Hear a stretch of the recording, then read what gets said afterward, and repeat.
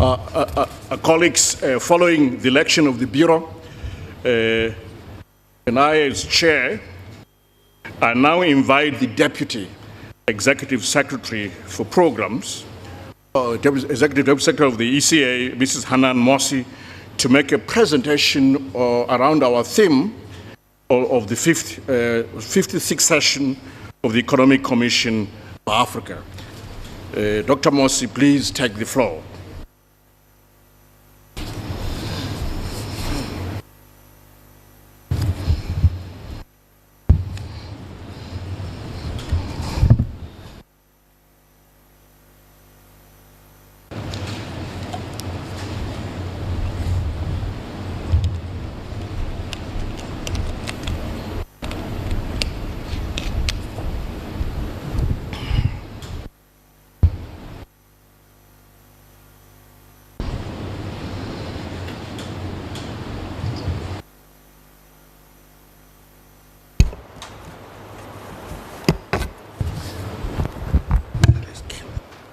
Good afternoon, everyone.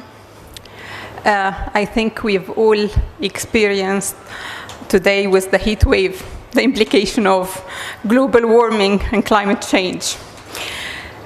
Today, I will be presenting to you the theme of the Conference of Ministers on financing the green inclusive transition in Africa, imperatives, opportunities, and policy options.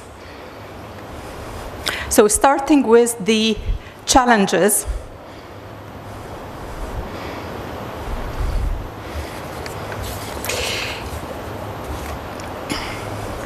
we know that Africa is the region that contributes the least to global warming, of less than 4% of global emissions, yet it's the region that is most exposed to the consequences and the most vulnerable.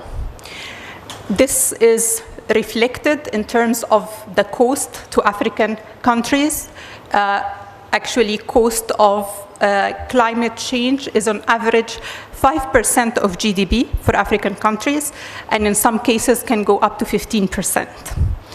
Yet, this is not matched in terms of the flow, and we know that the estimated funding needs to meet the national determined contributions is about $2.8 trillion by 2030, out of which the financing gap is $2.5 trillion.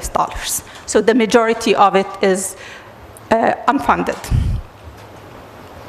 If we further look into the investments, the share of Africa in global investments for clean energy, the share of flows coming to the continent is only 2% of the global flows.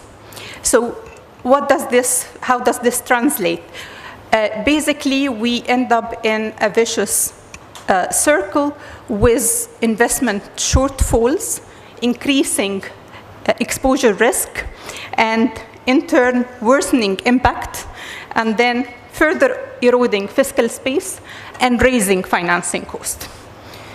The situation is further compounded by the growing and heavy public debt burden. As you can see here in the chart, we have been seeing the number of African countries that actually have low risk of debt distress eroding over time. So basically, there are no countries in this category as of 2022 and 2023. Meanwhile, the number of countries that are in debt distress have risen, and the latest figure is 8 countries, and those that are at high risk are now 13 countries. This is even further exacerbated by the fact that African countries pay on average 1.7% points higher in interest on their debt relative to countries in other regions if we control for economic fundamentals. This actually translates into a very high and heavy debt service burden. And as a result, policymakers are faced with very tough trade-offs. Basically, debt service is crowding out social spending and spending on education and health. Currently, 60% of African countries actually spend more to service their debt than they spend on health. And all of them spend more on debt service than on climate action. And on the domestic side, we also have inadequate domestic resource mobilization. So you can see in the chart here that Africa, if we rebase to 2000 level, is the only region that you see a declining trend, rebasing for 2000 across different regions. Tax to GDP ratio for Africa on average is 16%, still the lowest across regions, lower than Latin America at 21%, and lower than Asia at 19% of GDP.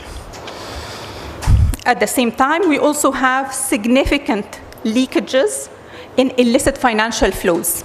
And here what we're referring to is issues like trade misinvoicing, mispricing, and tax evasion and tax avoidance. This basically cost the continent around 89 billion US dollars a year. Let's put that into perspective. This is two times and a half the amount that the continent receives in official development assistance. Let's put it in another perspective. It meets a third, it can fund actually a third of the needs to meet SDG targets. So it's a significant amount of resources that are lost. If we look at the regulatory and policy framework side, for example, for renewable energies, we have inadequate regulatory policy and regulatory framework that is needed to actually scale up investments in renewable, including, for example, many countries that don't have feed-in tariff frameworks. On the infrastructure side, we have lengthy permitting and approval process. From private sector and SME side, we have barriers to entry, and we have a large informal economy and limited access to finance. From an investment perspective, a key issue is the heightened regulatory and policy uncertainty that we have. And from the side of MDBs, multilateral development banks, we have insufficient availability of de-risking mechanisms and tools to actually crowd in private sector. So, given all these challenges, what are the policy options? And here we grouped it into three categories. One, what can be done at national level? Second, what can be done at regional level? And third, what needs to be done at a global level? So let's start with the national level. And at the national level, we currently have a meager share of private sector share in climate finance. So the continent receives only 14% of its total climate finance from the private sector. Compare that to the US at 96% or Asia at 50%, substantially low. So what do we need to do to crowd in more private sector investments? First, we need to create the enabling environment to do so. We need to increase the pipeline of bankable projects. We need to align policy incentives so that actually policy incentives are supporting the less polluting industries and fostering more of the green ones. We need to also deepen capital markets, and we need to have more of the de-risking solutions to be able to scale up investments. In terms of debt, we need to enhance and strengthen debt management and increase debt transparency. We need to also invest and build capacity more on debt, innovative solutions such as debt for nature swaps. We need to integrate more climate resilient clauses into contracts. Another important area is the area of green bonds or green financing. Currently, Africa accounts for 0.2%. Let me repeat, 0.2% of total issuance, or not even 1% or 0.5%. So it's such a small, insignificant part of the total issuance. Why is that? Part of it is the issue of high cost of issuance, the issue of heavy reporting burden and requirements, and then a very important area is perceived risk for greenwashing. So what do we need to do to overcome this? We need to build capacity to develop, structure, and issue innovative solutions. We need to also monitor and report properly on use of proceeds. And here highlights really the need to invest more in our data infrastructure and availability, so that reduces the burden of coming up with things that we don't have regularly. And finally, another very important area is sustainable budgeting. Basically, how can we allocate our very scarce resources to get the highest impact and to inform fiscal policy making, taking into account not only short-term needs, but also medium and long-term priorities. And a very important area here would be to really enhance our domestic resource mobilization by broadening tax base, using digitalization, and really having a more progressive tax system. At a regional level, there are a number of opportunities. We've identified 5 areas of opportunities. One has to do with the Africa Continental Free Trade Agreement, that we can actually leverage that to further implement it, develop regional value chains, encourage cross-border investment, standardize investment requirements, and leverage the vast renewable energy and forest, peatland, and marine ecosystems. Actually, to benefit from our ability to contribute to the solution through developing further carbon markets.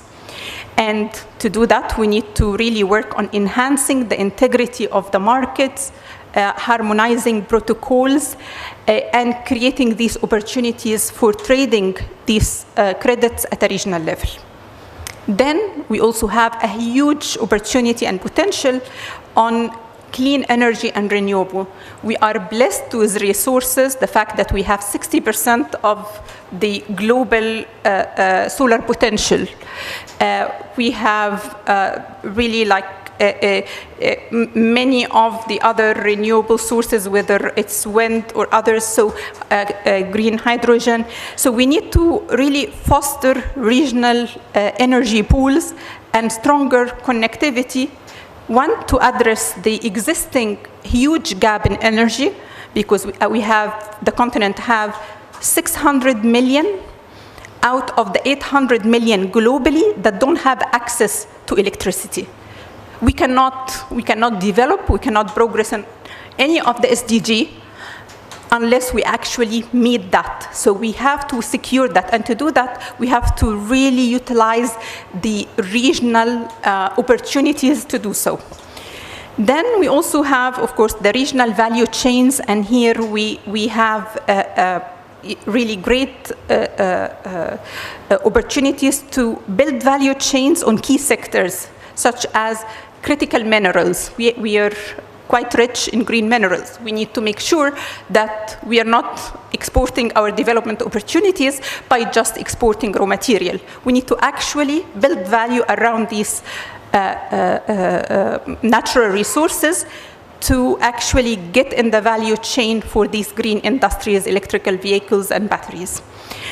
And finally, we need to, at the regional level, we need to tap on regional frameworks, particularly the regional commissions, to find and bring solutions to scale in terms of financing.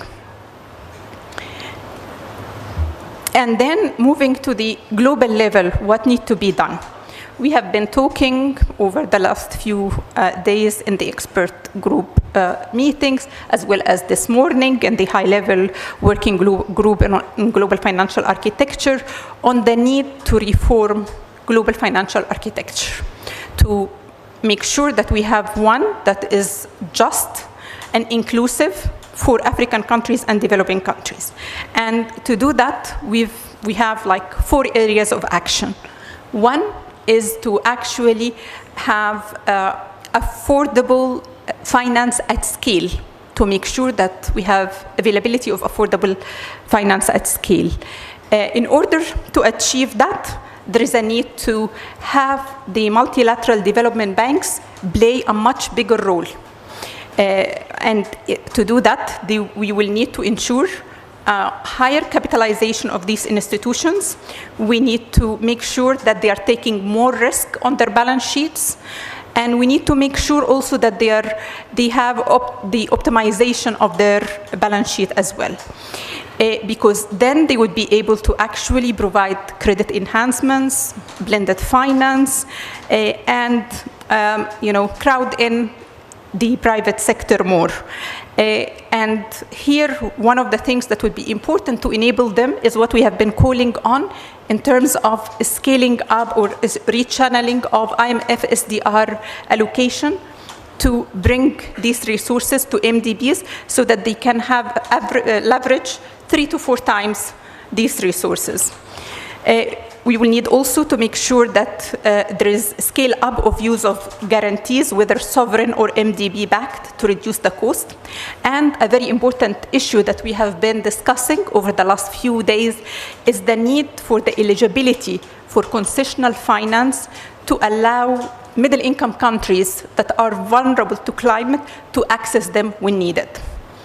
Another important area of reforms is the need to reform the debt architecture, and here an overhaul of the G20 common framework to expand to include middle-income countries, to have a standstill of debt service upon application, and to have a comparability of treatment formula. A third area is amplifying African voice and representation, and we are thrilled and excited that the African Union finally have a seat at the G20, that our role can actually move from just rule takers to rule makers, and this is very important, and we need to advance also that voice and representation in global institutions, including, for example, the IMF, in the IMF quota reform. Finally, and that's a very important area that we discussed a couple of days ago, the new UN tax convention. Using that to actually strengthen international cooperation in taxation, curb illicit financial flows, and reduce tax evasion and profit shifting. And we have this unique opportunities that we will need to leverage. So after all this, I think what would like to leave you with is basically the key issues for discussion that I'm humbly suggesting. And here, basically, for member states to share the measures that they have been putting in place to create fiscal space in order to take climate action amid rising debt vulnerabilities. Also lessons that they can share on issues of reforming policies to promote investment and attract private sector, and what are the priorities, and then what type of technical support do governments need to mobilize climate financing and crowd in the private sector? What lessons learned from green market and green bond experiences and the way to generate significant resources from there? And finally, how countries can integrate natural capital to drive economic growth beyond GDP measures. Thank you very much.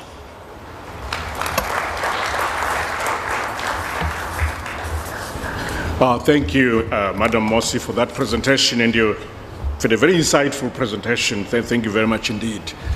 Colleagues, the floor is open for discussion. Shall we take the first three contributions? We have a bit of an interactive session with the presenter. Who will start?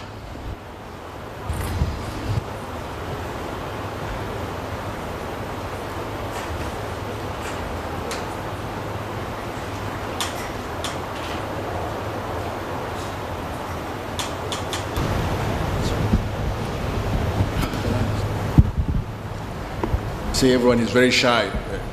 Who will start? Anyone? Any contribution? There's one back here from the CSO community. Thank you, Mr. Chair, for the opportunity to speak, and Deputy ES Hanan for this insightful presentation. I'd like to draw your attention. If you could introduce yourself. Sure. My name is Sarah Maka, Executive Director for Africa at the One Campaign. As Deputy ES spoke about the gaps, we've heard 2.5 trillion,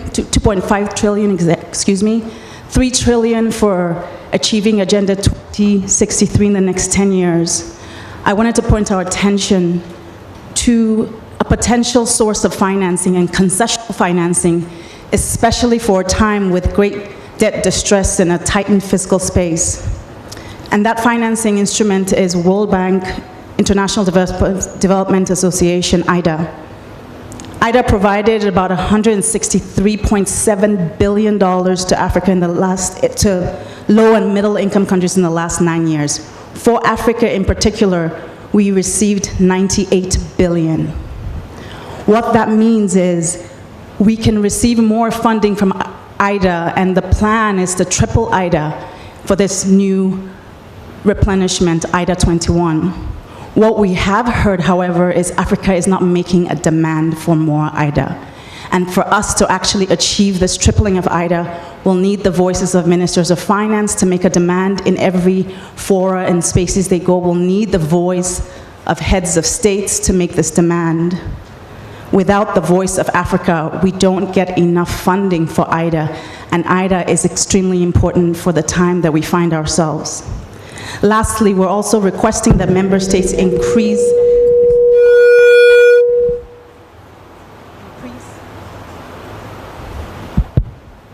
Can you hear? So we're also asking, lastly, that member states increase citizen participation in the deployment of IDA funds to increase transparency, because this is also a risk mitigating strategy. It provides confidence for future replenishment. With that, I submit my contribution. Thank you very much. Thank you very much, Sarah Maka. See, Morocco, you got your hand up. Please proceed.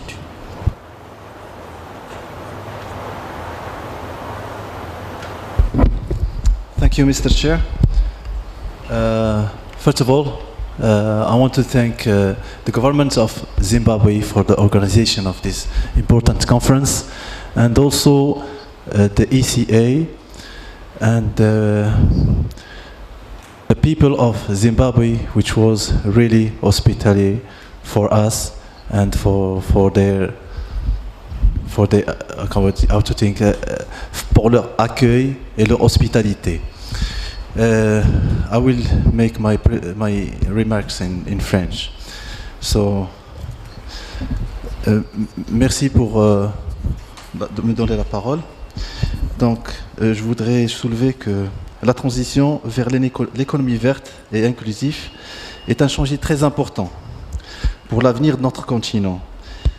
C'est pour ça qu'il nécessite, entre autres, un travail laborieux, des politiques publiques, économiques très efficientes, mais aussi des partenaires crédibles.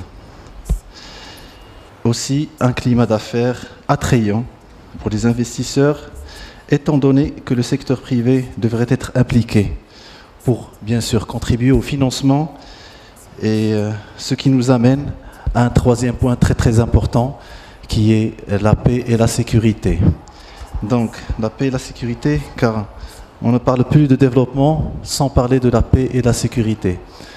On va parler de la sécurité alimentaire, sécurité énergétique.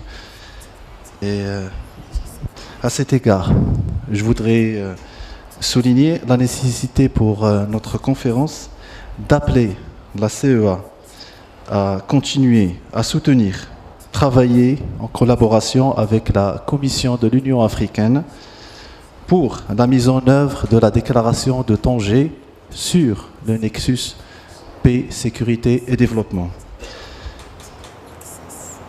qui a été adopté par le sommet des chefs d'État et de gouvernement de l'Union africaine en 2023, et ce, dans la partie opérationnelle de la déclaration ministérielle de la CoM2024. Merci beaucoup, Monsieur le Président. Merci beaucoup. Shall we ask Kenya to make their contribution? Kenya, please. Thank you very much indeed. And Mr. Chairman, I'm very happy to be here. But let me make 4 points in relation to the presentation that was made by Hanan, Morsy. The first thing is we should recognize that we have endogenous constraints in African economies. And one of the major constraints is that we have not managed to ignite economic transformation, and we have to ask ourselves why. And we thought that the route to debt and using debt, and the second point I will be making is growing with debt in African economies, the route to debt was actually supposed to supplement our capabilities in terms of economic transformation. So we have to ask ourselves, why can't we raise capital accumulation to threshold levels that can ignite economic transformation?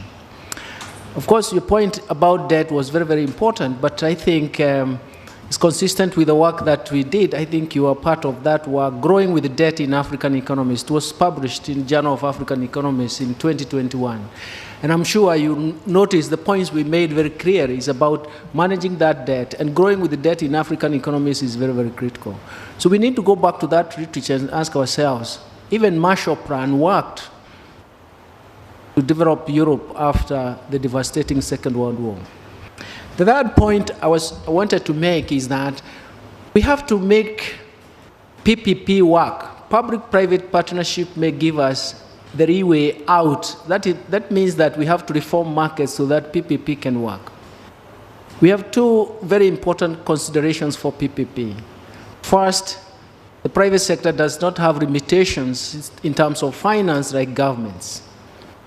And second, the private sector does not have limitations in terms of finance, in terms of expertise and technology.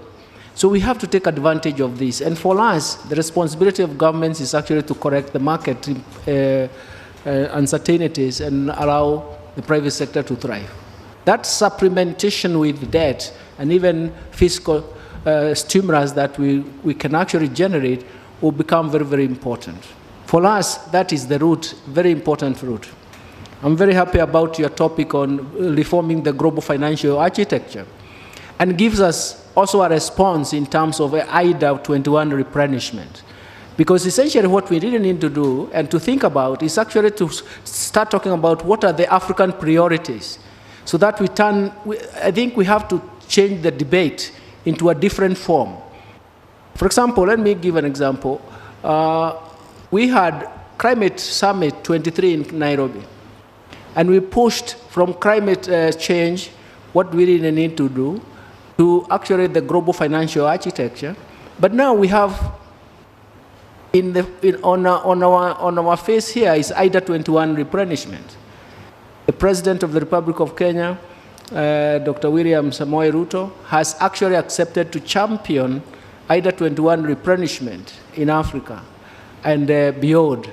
And we need to take this advantage and say, but what do we map out as African priorities? That is, we need to turn the debate the other way, saying these are our priorities, and for us to succeed, fight climate change, come up with a better global financial architecture, then obviously we have to strengthen those institutions that can give us that capability. And one of them is the World Bank, and IDA 21 replenishment is just about that. I think this is an ambition that we have to put on the table so that we change the nature of debate, both in terms of climate change and the priorities that we really need to move, and why we need a new global financial architecture. Thank you very much. Thank you, Honorable Minister Njuguna Ndung'u from Kenya, for your contributions. I see Cameroon has been very patient, so I'll allow a fourth question or contribution. Cameroon, please, over to you.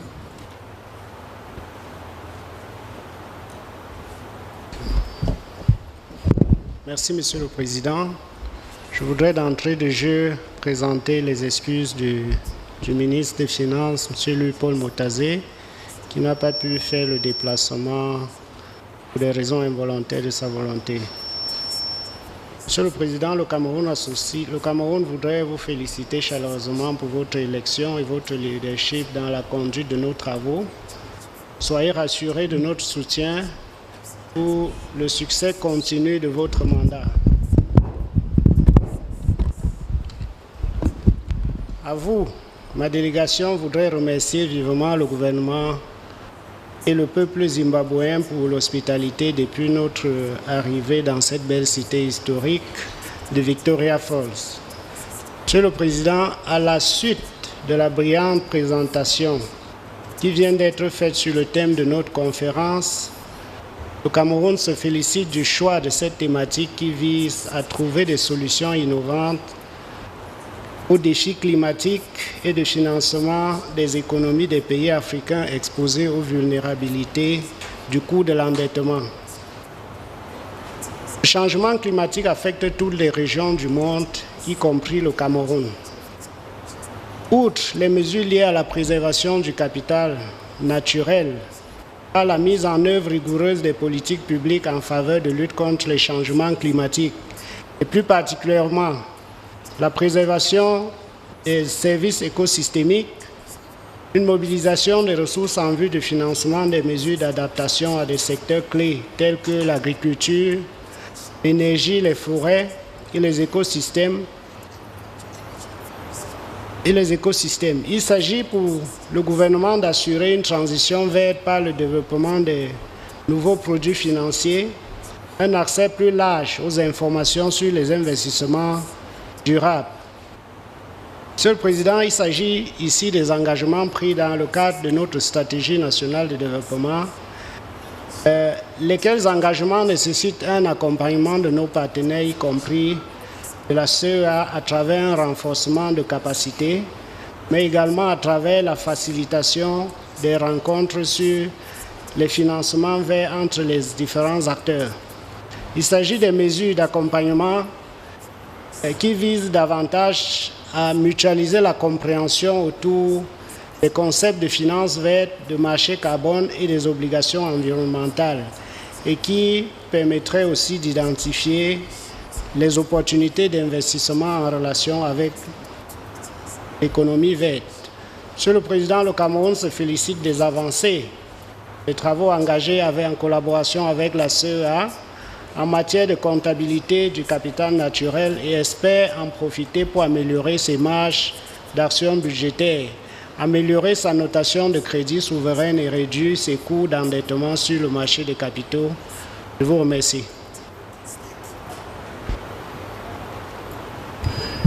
Merci beaucoup, Cameroon. I now turn to Madam Hanan Morsy to give a response to those 4 contributions. Thank you. Thank you very much, Chair. I think on the point raised regarding IDA, I totally agree that there are 2 things that we need. We need to make sure that there is additional concessional finance available, and that would include concessional windows at the IMF, like PRGT, poverty growth and poverty reduction and growth facility, IDA at the World Bank. This will be crucial to provide these resources and to actually significantly scale them up. But also it's important overall, not only through these concessional resources, but we need actually availability of overall, even non-concessionary resources availability from MDBs, because they are still much cheaper than going to the markets. So we need both sides, and we need definitely to make concerted effort to ensure that these very valuable resources to the continent are secured by advocacy, by showing, why they matter, and also emphasizing what areas are areas of priorities for Africa. So that, of course, includes the issues that we have been talking about earlier, like food and energy security need to feature in the evolution roadmap and the priorities. So we need to definitely focus on these areas. Of course, Morocco also talked about attracting investments, climate investments, of course, having enabling environment and aligning incentives and getting frameworks right would be really key and necessary. So that, I think, countries will need to really invest in that. A few years ago, Morocco had the largest wind project in the continent, started there, so by private sector. So we need to really set up the incentives to attract these renewable energy investments across countries. The other area that you have also alluded to is the issue of the nexus between peace, security, and development, and this is one of the areas that we have been, trying to focus more on, because basically it's about looking at the root causes of issues of security. If we are just only targeting humanitarian aspects, it's just dealing with the symptoms, but we're not dealing with the root causes. So this is a more comprehensive way of looking at it and addressing the issues.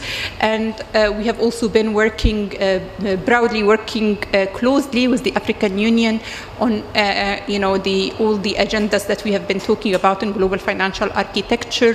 The group is co-chaired with Commissioner Muchanga, the Africa High-Level Working Group on Global Financial Architecture. We have been also working closely to and offering support in terms of the African Union work going forward for the G20 and how we can support them in that role.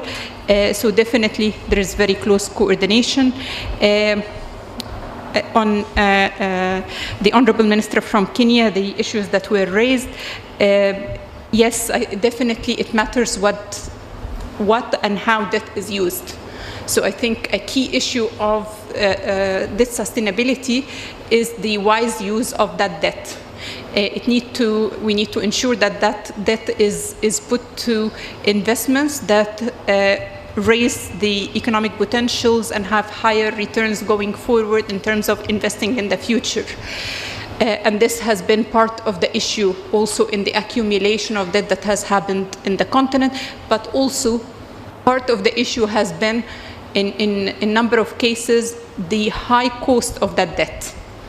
Because there is a limit for a country to be able to generate from the debt returns higher than 8, 9, or 14%, that's very difficult, even if you're doing your best. So I think we need to also ensure that the financing for development is available at more affordable pricing, and many countries ended up resorting to this type of debt and high cost because of the declining availability of more concessional finance. And that's why we're talking about how do we resolve the problem at the root so that we don't go in circles again to the same problem. We need to have these resources available at scale through MDBs and other reforms so that we don't end up in this situation again. Of course, engaging the private sector will be key because the growth challenges for the continent is humongous. The state cannot do it by itself. So the state will need to really put the incentives and the frameworks to enable the private sector to be in the driver's seat and the engine of growth going forward. A very important also issue that relates to what was discussed in the Africa Climate Summit and highlighted by President Ruto during that time was the idea of having a carbon tax.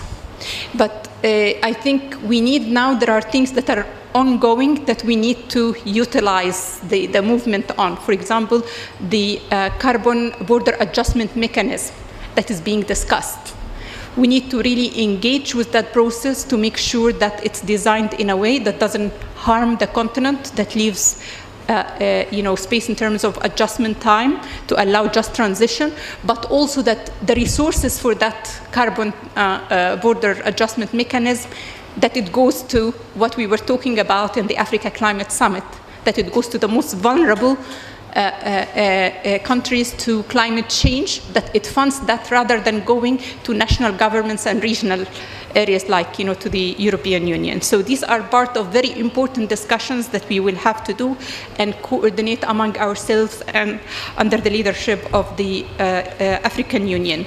And then for Cameroon, definitely, we are delighted that we are working with you on the carbon markets and credit rating issues, but also I think the idea of building capacity in green finance is among the things that we've been calling for.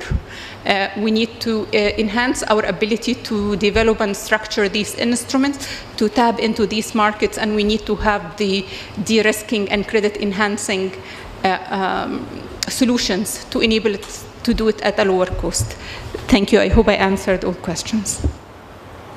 Thank you. I think you've done a good job in covering those questions and contributions. Thank you, Hanan. I now invite the Executive Secretary for ECA to make his comments. Yeah, thank you very much, Chair. I just wanted to really address the issue of private sector. We talk about the private sector, but somehow engaging them has become very difficult. Where it has become successful is in all our budgets. Every government that does the budget, it's implemented by the private sector. It's not implemented by the government. That one has worked. But all the countries also have investment incentives. We all have different ones to attract. Sorry?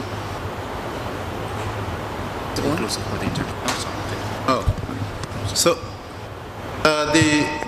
we all have, as countries, put in place investment incentives to make sure that the private sector would be attracted to come and invest. And sometimes we compete and show that each one country is the best among the rest, and that maybe that's the best place to invest. It has not worked properly. The other one we have tried is the PPP, as Professor Ndongo was mentioning. It works best in infrastructure projects where you can have the PPP, but has also had challenges in many other areas. And then there was this realization that actually there is still risk of different kinds that is really preventing the private sector from coming in. And one of them is the cost of financing by the private sector. Imagine where our private sector gets money. They get it from commercial banks. Commercial banks also dependent on the deposits of the people because they don't go on the market and raise cheap money. And meaning the resources which are long-term in nature are very much limited. Our capital markets are not working properly to the extent that they can mobilize these kind of resources that the private sector needs. But also the development finance institutions are not also sufficient to provide enough resources for the private sector. Some countries have tried even a way of supplementing it, like for example, as we were discussing yesterday, on the climate fund or environment fund, which actually leverages some of the resources from the commercial banks, and then the average cost becomes lower than 10%, which is more affordable for the private sector. Others have introduced the economic recovery funds, whereby you combine the government resources with the bank's resources, and then you come up to a reasonable kind of resources. But the main issue is there is no capital market that is well developed. A capital market that has the funds around it where the private sector can be able to tap and do that. So that's another area. And then the traditional areas when it comes to other international development banks, we focus on government and not on private sector. And yet, we have private sector windows in almost all the institutions. We have IFC, which is in charge of the private sector of the World Bank. We have the private sector window of the World Bank. We have that one in Africa Development Bank. And then we have the facilities like MIGA and others that are helping them. But how are we targeting them to develop for the private sector to do the heavy investment into that area? Because you find that the governments are the ones which are accumulating debt over and over again, but they reach a point where they cannot accumulate more anymore. And then the private sector has to come in and really participate. But for them to come in, we must find a solution for them as well as we do for the government. That's the point which I wanted just to add on. Thank you so much. Thank you, Dr. Gatete. I now recognize Egypt. Please proceed with your contribution. Well, thank you, Mr. Chair. Honorable Mr. Mutuli Nopir, Minister of Finance and Investment Promotion of Zimbabwe, Excellency Clever Gatete, Under-Secretary General and Executive Secretary of the Economic Commission for Africa, distinguished representatives and member states and partners. Firstly, I would like to extend to you the greetings of Minister of Finance of Egypt, Mohamed Maïd, who couldn't be with us today due to other commitments that he couldn't regret. I would also like to express my sincere appreciation and gratitude to the people and government of Zimbabwe for the warm welcome and hospitality that we had since our arrival to the beautiful city of Victoria Falls. I also would like to thank the ongoing Bureau for its commitment and work, and congratulate the new Bureau for its election, and special congratulations to Zimbabwe for its election as a president of the Bureau. And thanks the Northern African region for the confidence given to us to represent the region in the Bureau of the Committee. As we convene here, we are acutely aware of the myriad challenges facing Africa, from ongoing impacts of the global pandemic to climate change, regional conflicts, economic inequalities, and persistent poverty. However, amidst these challenges lie opportunities for transformation and growth, opportunities that we must seize with unwavering determination and collective actions in order to meet with the aspirations of our people and the vision we hold for our continent's future. The current global financial architecture is not supportive of developing countries, and more specifically of African countries. The recurrent economic challenges call for actions to address two of the main challenges grabbing the African economies, which are the high debt level and climate change. In this regard, Ministry of Finance of Egypt, in collaboration with the Economic Commission for Africa, announced the Sustainable Debt Coalition Initiative during Finance Day on the margin of CoP27 held in Sharm el-Sheikh, Egypt in 2022.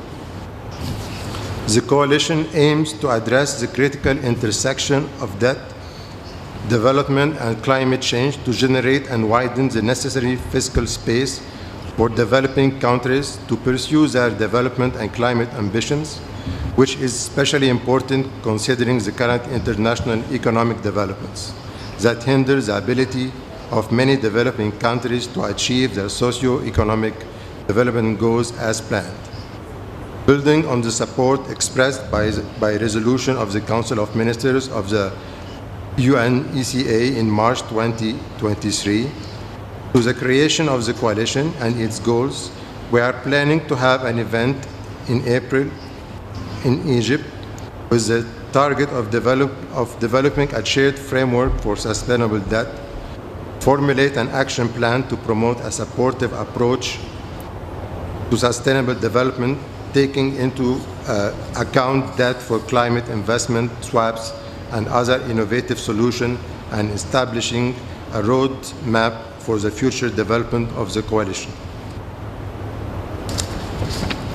Speaking about climate change issues, we believe that there is a need that the Economic Commission for Africa, along with relevant partners, to study the impact of carbon taxes on the competitiveness of African products and services. In this assignment, we may benefit from the EU carbon border adjustment mechanisms. We should recognize that Africa is not merely a continent of potential, but a regional brimming with opportunities for investment, innovations, and sustainable development. Therefore, it is incumbent upon us to enact meaningful reforms that empower African nations to fully participate in the global economy on an equal footing. First and foremost, we must address the issue of debt sustainability. Many African countries find themselves burdened by unsustainable level of debt, stifling their ability to invest in critical infrastructure, healthcare, and education. It is imperative that we implement mechanisms to alleviate this debt burden, whether through debt for nature swaps, lowering the cost of borrowing for green investments, and introducing innovative financing solutions. Secondly, we must enhance financial inclusion across the continent. Millions of Africans remain excluded from formal banking systems, limiting their access to credit, savings, and insurance services. By promoting the expansion of digital financial service, fostering inclusive banking practices, and investing in financial literacy programs, we can empower individuals and business to participate more actively in the economy. Furthermore, we must prioritize investment in key sectors such as agriculture, renewable energy, and technology. These sectors not only have the potential to drive economic growth and create employment opportunities, but also to foster sustainable development and mitigate the impacts of climate change. Lastly, the international financial institution should increase its support for the African countries and the regional development banks, and should be strengthened and capitalized to support the development in the continental. In conclusion, reforming the global financial architecture to be more favorable to Africa, not only a moral imperative, but also a strategic imperative for the prosperity and stability of our world. By embracing inclusivity, sustainability, and partnership, we can unleash the full potential of Africa and build a brighter future for generations to come. At the end, I would like to highlight that Egypt will be organizing an African Heads of States meeting on the margins of the Sustainable Development Forum, as well as the 4th edition of ASWAN Forum that will take place on April 2024. Thank you very much.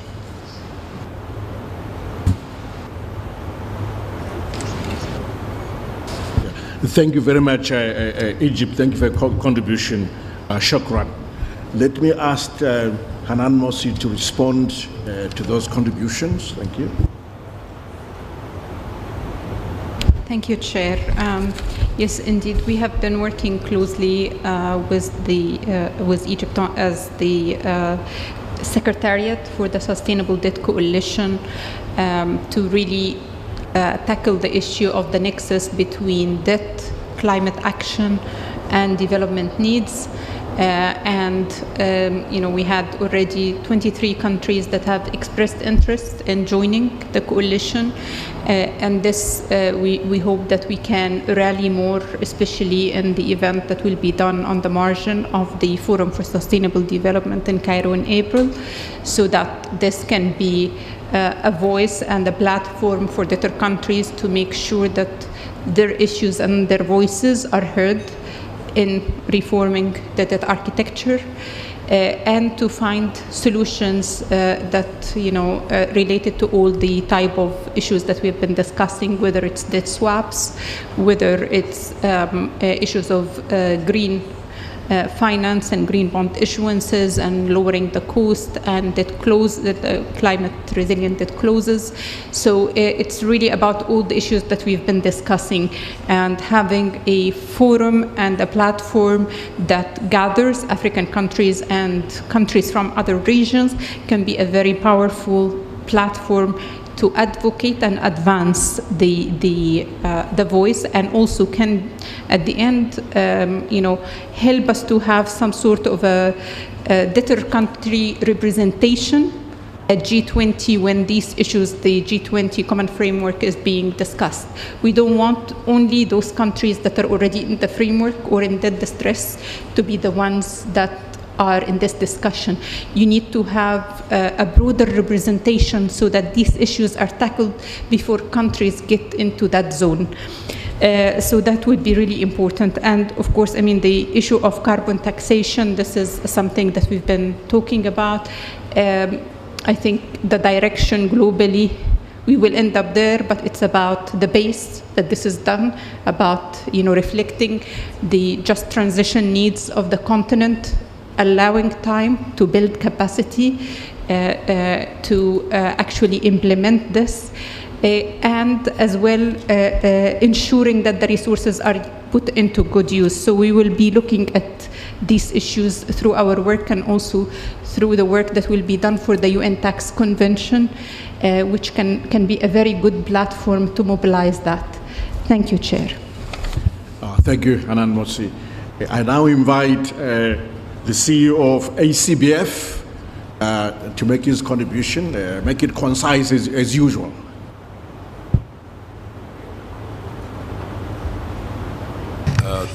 Thank you, Your Excellency. I wanted to contribute into the financing of green transition, and particularly around capacity building. One of the things that is mostly argued for is increased resources.